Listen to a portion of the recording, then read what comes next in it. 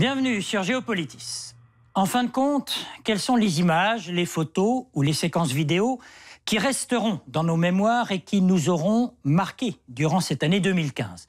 Terrorisme, immigration, c'est une évidence. Voilà les deux domaines qui ont donné lieu aux visualisations les plus saisissantes, les plus percutantes, pas forcément les plus significatives, mais en tout cas les plus emblématiques de ces chapitres de l'actualité que ces 12 derniers mois nous auront réservés.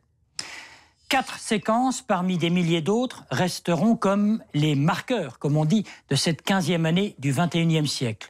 2 concernent les attentats terroristes ayant ensanglanté Paris.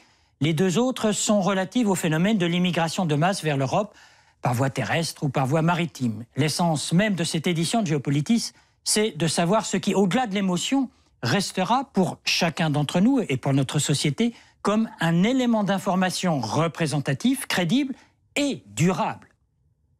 Immigration, danger de la traversée de la Méditerranée, naufragés morts, y compris des enfants.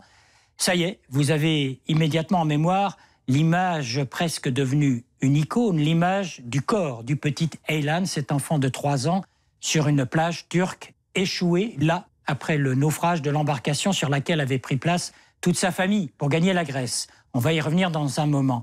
Au départ, il y a cette photo, mais il y a aussi cette séquence vidéo qui fait son apparition en tout premier lieu, et c'est à noter, sur les réseaux sociaux. On le voit, cela commence comme un reportage assez classique sur le phénomène global de cette immigration folle, désordonnée, meurtrière, à partir des côtes turques vers les côtes grecques si peu distantes. Et la séquence, à proprement parler, sur le petit garçon n'arrive qu'en fin de scénario, et pourtant, c'est bien cette image-là, cette vidéo-là qui va rester.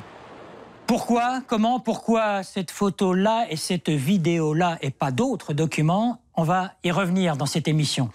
Autre thème de l'actualité, autres images, les attentats contre Charlie Hebdo à Paris le 7 janvier dernier. L'action meurtrière contre toute la rédaction du journal satirique, et puis l'attaque sanglante contre un hypermarché, 17 morts, et puis plus récemment, la série d'attentats du vendredi 13 novembre, avec en particulier cette vidéo de spectateurs affolés fuyant les balles des tueurs à l'issue d'un massacre dans la salle de concert du Bataclan.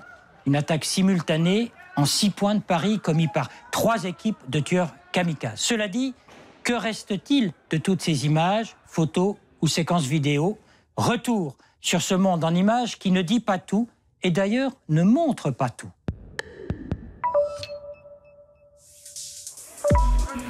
Monsieur, qu'est-ce qui s'est passé ? On a fini par s'habituer à ces images, plutôt floues, rétrécies, enregistrées sur le téléphone portable de monsieur et madame tout le monde. Dans ce domaine du terrorisme, on voit très rarement des victimes, morts ou blessés. Le plus souvent, attentat après attentat, ce sont les mêmes séquences, vidéo et sonores, des secours, des pompiers, des policiers. Images anxiogènes à force d'être répétées en boucle. Dans cette compétition aux images, l'attention est désormais focalisée sur les séquences vidéo qui montrent non pas les suites d'un attentat, mais bel et bien une phase de l'action terroriste. On l'a constaté lors de l'attentat contre le Bataclan, mais aussi lors de l'attaque contre Charlie Hebdo, ou encore pendant la prise d'otage à l'hypercachère de la porte de Vincennes, ou tout autant, et c'est un autre exemple, lors des attentats en Tunisie, soit dans l'enceinte du musée du Bardo, soit encore sur la plage de la station balnéaire de Sousse avec ce tueur qui semble évoluer avec détermination. Autre séquence choc, la neutralisation par des passagers du train Thalys d'un terroriste pourtant en train de passer à l'action. En complément de tout cela, nous sommes marqués par les séquences post-attentat, lesquelles donnent pourtant une faible dimension de compréhension de l'événement, comme par exemple l'avion russe qui explose en plein vol dans le ciel du Sinaï, image classique, doit-on dire banale, mais qui revêt une connotation terriblement anxiogène parce que l'on sait qu'elles ne sont pas la conséquence d'un accident. Dans un autre domaine, on retiendra bien sûr les suites de l'attentat de Charlie Hebdo avec cette extraordinaire manifestation des chefs d'État dans les rues de Paris, une séquence inédite, impressionnante, sujette à critique, en tout cas unique, et qui vraisemblablement le restera. On est toujours dans le domaine de l'émotion. La séquence du petit Aylan, déjà citée, aurait pu refléter une situation unique, une exception. Mais tel n'est pas le cas. Depuis la découverte du corps du petit garçon, des dizaines d'autres enfants se sont noyés dont on n'a aucune image. En revanche, les séquences vidéo n'ont pas manqué pour illustrer le drame de ces milliers de réfugiés, hommes, femmes et enfants, obligés de ramper sous de dangereux rouleaux de fil de fer barbelés, coupant comme des rasoirs.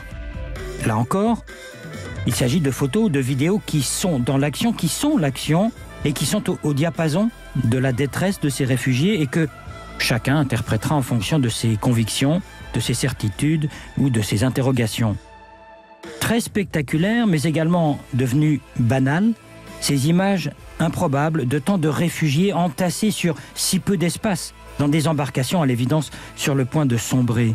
Images d'émotion, d'indignation, de compassion qui, avec le temps et en raison d'une récurrence jugée gênante, finissent par perdre de leur valeur.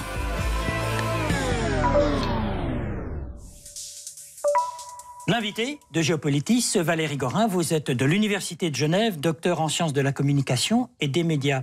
On va examiner 4 documents. Et tout de suite, le premier, cette fameuse photo du petit Aylan. On voit ce corps, on ne peut pas savoir au début qu'il est mort, on imagine bien qu'il est mort. Et pourquoi est-ce que cette photo, elle nous reste, si j'ose dire, elle reste dans nos mémoires, mais si elle nous gêne, même quelques mois après. Pourquoi elle nous gêne ? C'est une photographie en fait qui rassemble plusieurs critères et qui cristallise des points qu'on connaît bien dans le photojournalisme. Alors elle nous gêne parce qu'elle représente un paradoxe qui est d'associer la mort et l'enfant. Un enfant qui est mort, c'est quelque chose d'inimaginable, mais c'est aussi quelque chose qu'on a appris à concevoir comme un choc, à concevoir comme un tabou. Donc c'est une photo qui représente un enfant qui ne devrait pas mourir. C'est une photo qui incarne la mort. Et la mort, elle pose toute une série de débats, en tout cas quand elle est à l'image. Il y a des morts qu'on ne peut pas montrer. Mais alors là, on le montre parce qu'on ne se rend pas compte qu'il est mort, sauf qu'on voit évidemment l'eau qui arrive. Alors, ça suggère la mort. Ça suggère la mort. On a d'ailleurs entendu énormément de témoignages ou de récits qui disaient il a l'air endormi. Donc c'est une mort relativement douce, mais qui en même temps offre un contraste avec ce mouvement de la mer qui va et qui vient et qui donne un peu l'impression que cet enfant a été rejeté un petit peu comme un déchet, un petit peu comme un bout de plastique ou un tronc d'arbre que la mer nous ramènerait un petit peu à nous l'Occident qui nous la ramène comme si c'était pour nous heurter. Qui voudrait un petit peu nous montrer ce qu'on ne voudrait voir ou ce qu'on ne saurait voir ou ce que nos politiques ne voudraient voir. Qu'est-ce qui restera de cette photo finalement ? Au-delà de l'émotion, qu'est-ce qui va rester ? Alors, il va rester de cette photo, en fait, un moment d'arrêt, un moment de discussion. Et d'ailleurs, les politiques l'ont très bien récupéré. Ça a forcé un petit peu les chefs d'État à sortir de l'ombre et avoir une position plus claire en termes de politique de l'immigration. Pour nous, publics, elle n'a fait surtout que nous rappeler des images antérieures qu'on a beaucoup vues et qui ont symbolisé des guerres. La petite fille brûlée au napalm, la petite fille effondrée devant un vautour. Ce sont des moments d'arrêt, ce sont des moments de réflexion. On va rester dans ce domaine de l'immigration avec une deuxième photo, un deuxième document. Là, on ne voit pas la mort, on voit une famille, cette famille qui passe des fils de fer barbelés. Alors, effectivement, d'abord, c'est une famille, donc c'est pas juste un immigré, un homme seul. Ça nous touche plus parce que c'est une famille ? Ça nous touche plus parce que c'est une famille, mais c'est surtout que ça vient en contraste de ce qu'on entend depuis plusieurs mois par rapport à des migrants et des réfugiés qu'on voudrait nous présenter comme des hommes seuls. On voit ici une famille entière et une famille en détresse. Et de nouveau, un paradoxe, c'est que derrière cette famille, il y a des barbelés. Et ces barbelés... Ça rappelle quand même... La Deuxième Guerre mondiale, ça nous rappelle les camps de concentration de la Deuxième Guerre mondiale. On imaginerait presque les miradors derrière, mais surtout, c'est l'image d'un mur. Un mur... Mais ça nous heurte plus que si c'était un mur, parce que c'est des fils de fer barbelés. Parce que c'est des fils de fer barbelés. Et que le fil de fer barbelé renvoie inévitablement à l'univers concentrationnaire, à des prisons dans lesquelles on voudrait enfermer des gens qui sont indésirables. Et c'est ce contraste-là, ce choc-là entre la détresse et des murs élevés pour protéger contre un éventuel envahisseur, alors que quand on voit cette famille, on réalise que c'est pas une invasion, c'est un exode. C'est un exode de détresse. 2015, au-delà des problèmes de l'immigration, ça a été, on le sait bien, toutes les affaires de terrorisme, d'abord à Paris en janvier, et puis toujours à Paris au mois de novembre, mais il y a eu d'autres cas. On va regarder cette photo qui est intitulée « La photo de la République », parce que ça se passe place de la République après l'attentat de Charlie Hebdo. Là, on a l'impression sur ce document qu'on prend de la hauteur.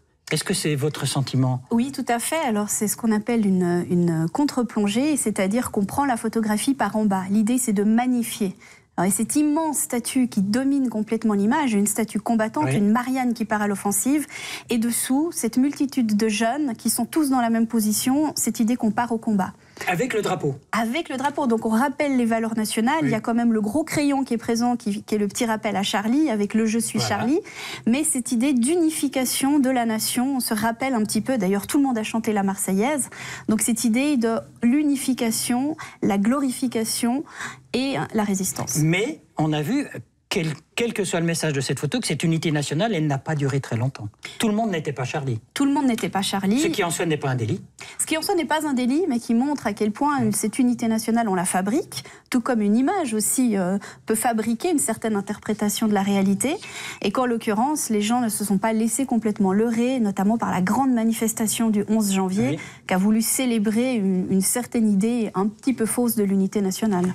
Défense de la République, statut, place de la République, c'est cette référence à la République qui est importante aussi. La référence, elle est autant géographique qu'elle est symbolique et qu'elle est dans les noms, en fait. Deuxième photo en ce qui concerne ce domaine du terrorisme. Alors là, nous voilà au 13 novembre, plus exactement au 14. Effectivement, là, c'est plus « Je suis Charlie ». On voit ces deux dames. C'est pas des jeunes d'ailleurs, c'est pas tout à fait la clientèle du Bataclan. C'est deux dames un peu plus âgées, avec une certaine forme de maturité, qui disent « Je suis Paris ». Là, c'est très différent. C'est plus un nom, Charlie, c'est une ville. C'est nous tous. Exactement. Alors c'est intéressant, c'est qu'on passe ici à un élargissement en fait du public et de la référence. C'est Paris qui a été attaqué, mais c'est la France. Donc il y a quelque part cette unité-là. Et puis un changement de public, c'est-à-dire qu'on voit aussi que ce ne sont plus uniquement les jeunes.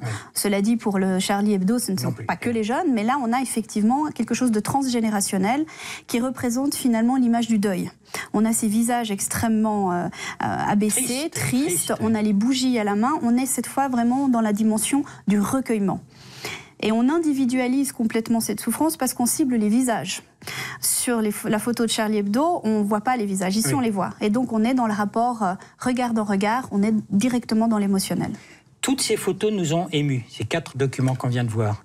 Qu'en reste-t-il, je dirais, au niveau de nos prises de position, de nos convictions? On change notre manière de voir, c'est le cas de le dire, on change nos convictions, on change nos exigences politiques avec des documents comme ceux-ci? Alors on peut changer peut-être éventuellement nos convictions à un niveau individuel, on peut se souvenir et cristalliser un événement à travers une image, donc les images jouent un rôle important dans la mémoire collective. Maintenant, on est beaucoup plus relatif dans la façon dont les images influencent les politiques. Les influences sont beaucoup plus humbles, beaucoup moins importantes, il y a des intérêts économiques, politiques, sociaux souvent trop importants pour qu'une simple image fasse changer d'avis les chefs d'État. C'est un autre débat politique. Merci Valérie Gorin. Je rappelle que vous êtes de l'Université de Genève, docteur en sciences de la communication et des médias. Merci à vous. Merci beaucoup.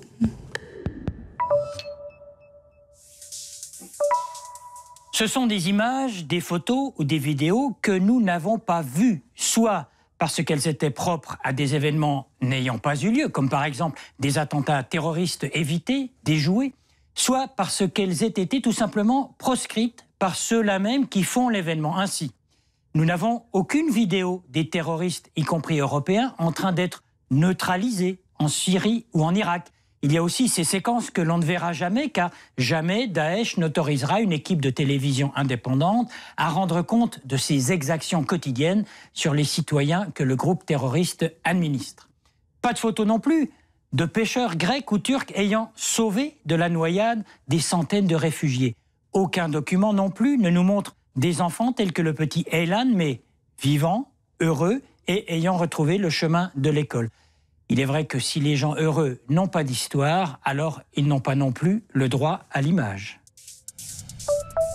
Et sur la page web de Géopolitis, préparée par David Nicole, vos questions et commentaires sur ces séquences images de 2015, sur leur signification, des documents vidéo, cela ne manque pas, des sites internet, de l'infographie, des séquences archives, la possibilité de podcaster cette émission de la RTS. Et vous êtes toujours les bienvenus sur Géopolitis.